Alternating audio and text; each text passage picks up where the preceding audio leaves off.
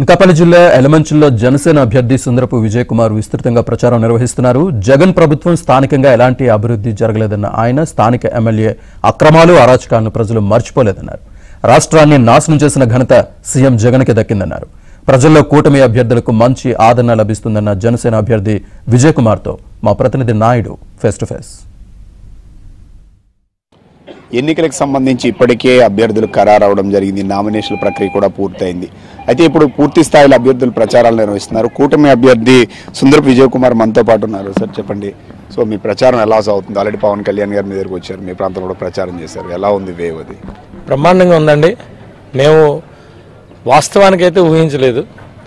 ఎందుకంటే ఈ 5 సంవత్సరాలు మీకు తెలుసు, ప్రతిరోజు కూడా జగన్ ఏదైతే చేస్తున్నాడో వాటన్నిటిని కూడా మేము నిశ్చితంగా పరిశీలిస్తూ దాని మీద పోరాటాలు చేస్తూ వాళ్ళతో తప్పుడు కేసులు మా మీద మేము పెట్టించుకుంటూ అలాగే జైలుకి వెళ్ళి ప్రాణాలకు తగిలించి ఈ 5 సంవత్సరాలు ఉన్నాం.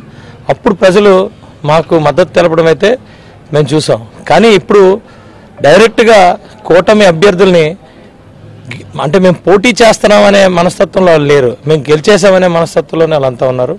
ఎక్కడికి వెళ్ళా ఏ ఊరు వెళ్ళినా కూడా మమ్మల్ని ఆ ఊర్లోని ఆహ్వానించి అక్కడి నుంచి మమ్మల్ని బయటికి పంపించకుండానే మమ్మల్ని సంబరాల్లోనే ముంచుతున్నారు.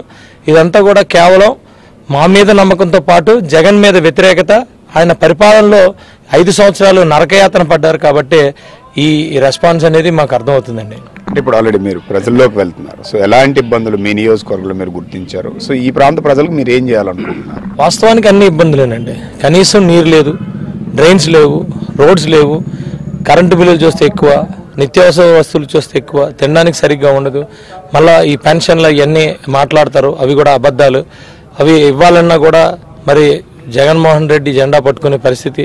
కన్నబాబు వచ్చి మా నియోజకవర్గం అయితే ఎమ్మెల్యే అయితే బానిసలా చూస్తాడు, ప్రతి ఒక్క మనిషిని బానిసలా చూస్తాడు.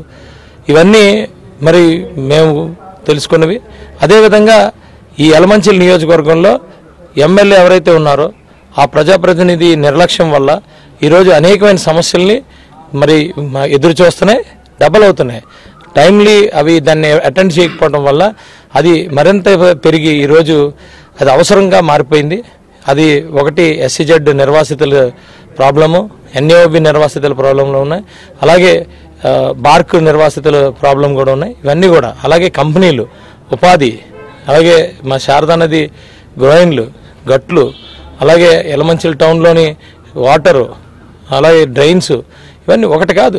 ఇది విజయ్ కుమార్ గారు చెప్తుంది. ఖచ్చితంగా ఈ ప్రాంతంలో అనేక సమస్యలు ఉన్నాయి, అనేక ఇబ్బందులు ఉన్నాయి. ఇక్కడ ఉన్నటువంటి గతంలో ఉన్నటువంటి ప్రభుత్వాలు కానీ పూర్తి స్థాయిలో పట్టించుకోవట్లేదు. వాటన్నింటినీ పరిష్కరించడంతో పాటుగా ఖచ్చితంగా భవిష్యత్తులో ఒక మార్గదర్శనం చూపేందుకు